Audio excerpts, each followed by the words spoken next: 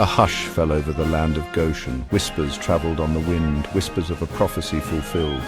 A man, weathered by exile, walked among them. Moses, he had returned. His eyes burned with the fire of the divine. His voice resonated with the power of his mission. "Let my people go," he commanded the Pharaoh. His words echoed through the halls of power, a challenge to the might of Egypt. The Pharaoh scoffed. He, the living God, answerable to no man, let alone a ragged shepherd claiming divine authority. He refused. He would not yield. The Nile, lifeblood of Egypt, shimmered under the relentless sun. It was their sustenance, their lifeline. But something was amiss. The life-giving water, now a gruesome red, churned and roiled. The stench of death, overpowering, suffocating, filled the air. Fish, once plentiful, floated lifelessly on the surface. The Nile, their god, had turned against them. Still, the Pharaoh's heart remained hardened. He would not be swayed. The air grew thick with the incessant croaking of frogs. They swarmed the streets, the homes, even the Pharaoh's palace. They were everywhere, a living, hopping carpet. Their presence, a constant torment, disrupted every aspect of Egyptian life. The plague, a testament to the power of Moses' God, brought the Egyptians to their knees, but not the Pharaoh. His heart remained a fortress, impenetrable, unyielding.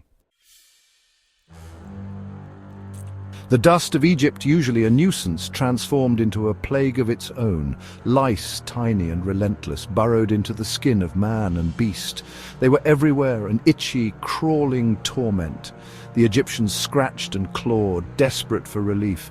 The Pharaoh, his skin also aflame, finally acknowledged the power he faced. But would he relent? A darkness fell upon Egypt, a darkness unlike any other. It was a living, breathing entity, heavy and oppressive. It seeped into their homes, their minds, their very souls. Fear, primal and suffocating, gripped the hearts of the Egyptians. They stumbled blindly, their world reduced to the space within their grasp. The Pharaoh, shrouded in the same suffocating darkness, felt the cold hand of fear grip his heart. Could this be the end? Then, silence. The darkness lifted, leaving behind an eerie quiet, but the relief was short-lived. The air, thick with anticipation, crackled with a new horror. Boils, festering and agonizing, erupted on the skin of men and beasts alike. The cries of the afflicted, a symphony of pain, echoed through the streets. The Pharaoh, his body also ravaged by the plague, could no longer ignore the suffering of his people. Was this the price of his defiance? The heavens opened, unleashing a torrent of hail and fire. Crops were decimated, homes destroyed, the land scarred by the wrath of the storm. The Egyptians, caught in the open, were pelted mercilessly. Their cries for mercy went unanswered. The Pharaoh, witnessing the devastation, felt a tremor of fear. Was this the wrath of a vengeful god? A swarm of locusts, vast and relentless, descended upon Egypt. They devoured every scrap of vegetation, leaving behind a barren wasteland.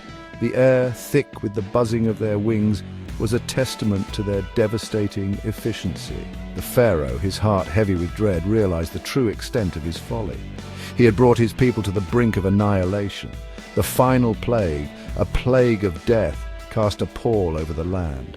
The cries of mourning filled the air as the firstborn of Egypt, from the humblest household to the Pharaoh's own palace, succumbed to the silent hand of death.